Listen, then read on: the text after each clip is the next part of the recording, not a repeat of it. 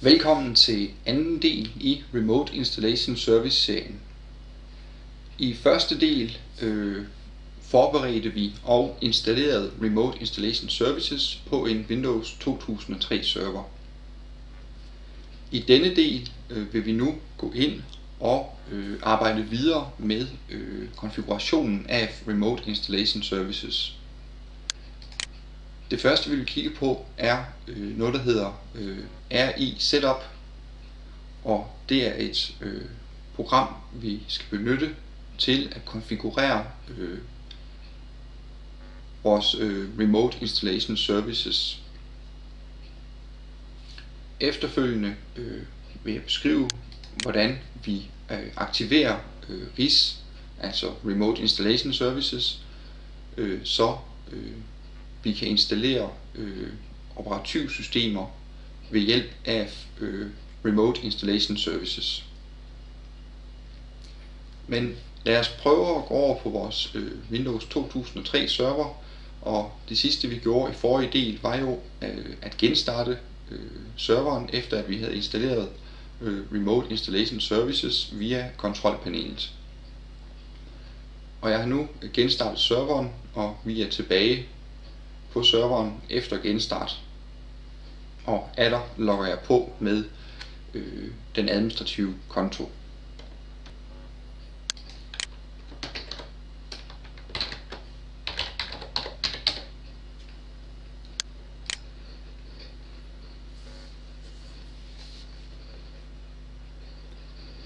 Så logger vi så på vores server, og vi skal nu ind og have startet RI Setup programmet op. Og i modsætning til mange andre tjenester, som for eksempel DHCP-tjenesten, som man blot skal installere og så køre det mere eller mindre, så skal man med RI Setup eller slå over med Remote Installation Services foretage en del yderligere konfiguration. Men det vil jeg nu vise. Jeg starter med at klikke på Start, Programs, Administrative Tools, og herude har jeg Remote Installation Services Setup. Dette program, eller genvejen her, klikker jeg på, og bliver så mødt af denne guide. Og som sagt var der nogle forudsætninger, altså i forrige del talte jeg om nogle forudsætninger, der skulle være i orden for at man kunne arbejde med Remote Installation Services i ens netværk, og de står også beskrevet her. Computeren skal være medlem af et domæne, det er den. Der skal være en aktiv DHCP og DNS server på vores netværk, det er der.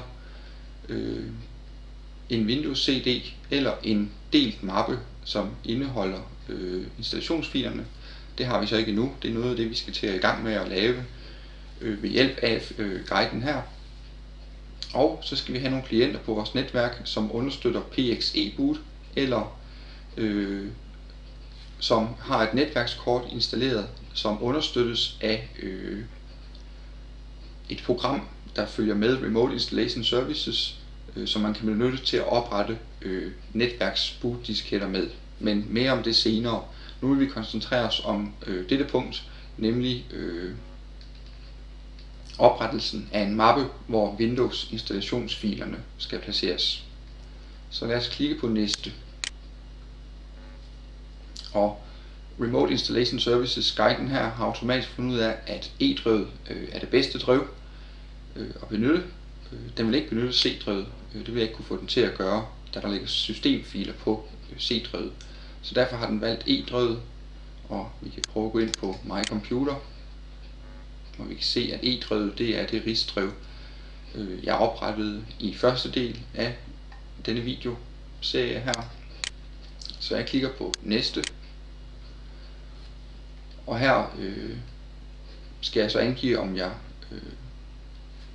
ønsker at min Remote Installation Services skal reagere på anmodninger fra klienter om at få installeret et operativsystem. Og det vælger jeg ikke at markere endnu, da jeg jo ikke har et operativsystem klar her på serveren.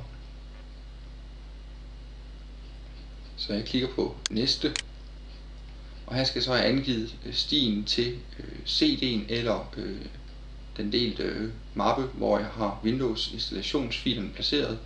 Så jeg skal lige have lagt en Windows CDI, og i den her video her vil jeg vise, hvordan man gør med Windows XP. Man kan også gøre det med Windows 2000 eller med Windows 2003 server. Men i den her video vil jeg vise, hvordan man kan installere Windows XP automatisk via Remote Installation Services. Så jeg pauser lige videoen og lægger Windows XP CD-ROM'en i mit CD-ROM-drev her på serveren. Jeg har nu lagt CD-ROM'en i mit CD-ROM-drev og klikker efterfølgende på næste. Og skal så have angivet et navn til den mappe, hvor Windows XP Professional-filerne skal placeres. Og her tror jeg vil kalde den for Win XP Pro DA. Klikker på næste. Og her kan jeg så angive en beskrivelse.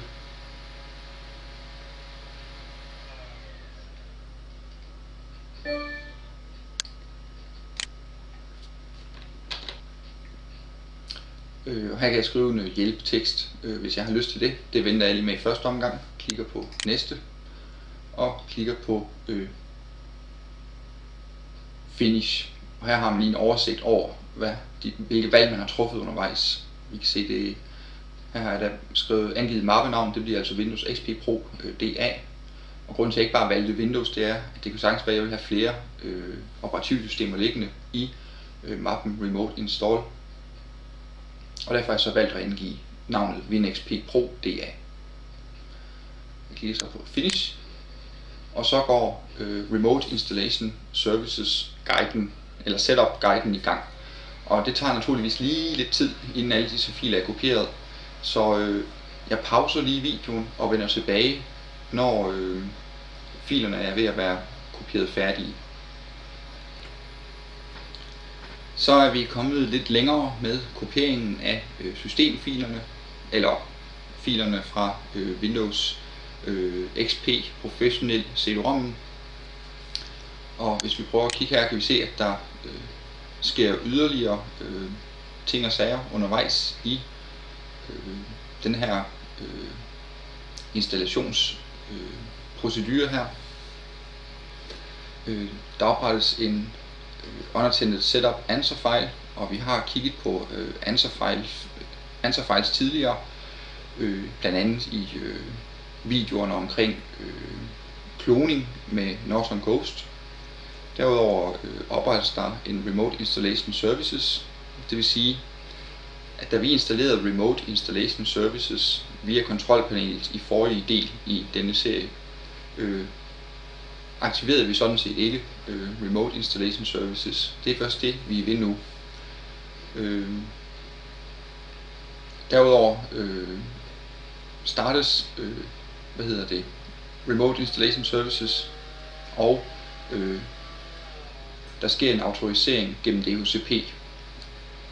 Og igen var det derfor nødvendigt, at vi inden da havde været over på vores domain controller og autorisere denne server i DHCP. Men jeg pauser lige videoen igen og vender igen tilbage, når vi er kommet endnu længere med kopieringen af filerne. Så er alle installationsfilerne fra Windows XP CD-ROM'en kopieret, og de næste trin i guiden her gennemføres. Og igen, det tager lige lidt tid, så jeg pauser videoen og vender tilbage, når alle trinene her er gennemført. Og nu afslutter guiden her så de sidste trin, og en af de sidste trin, det er at starte Remote Installation Services her på vores server.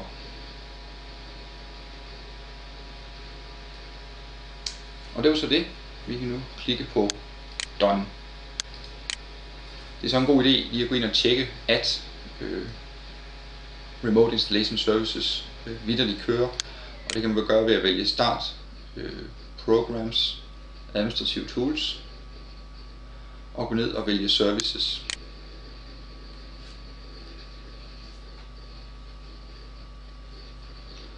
Og her har vi så en liste over alle de tjenester, der kører.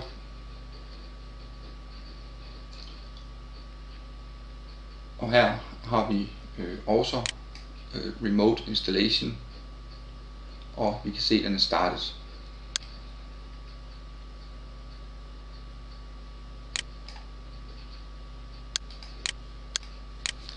Det næste vi så skal have gjort, det er at aktivere vores server, og det gør vi ved at vælge Start, Run, indtaste dsa.msc, klikke på OK, og her har vi vores domæne her, det udvider vi lige, og jeg går ned under Computers. Her har jeg min Neptune computer, og jeg går ind og vælger Properties, klikker på fanden Remote Install og markerer Respond to Client Computers Requesting Service. Og jeg klikker så på OK. Og så er vores Remote Installation Services server aktiv. I næste del vil jeg så prøve at demonstrere, hvordan vi kan installere Windows XP operativsystemet ved hjælp af PXE, og hvordan det sådan grundlæggende fungerer. Men det var alt for nu her for anden del. I lukke der. Vi ses i tredje del, hvor vi som sagt vil kigge på, hvordan vi installerer operativsystemet. Og det er sådan en helt grundlæggende installation, hvor vi ikke sådan rigtig har været inde og automatisere forskellige aspekter af installationen af operativsystemet. Men mere om det i næste del. Tak for nu.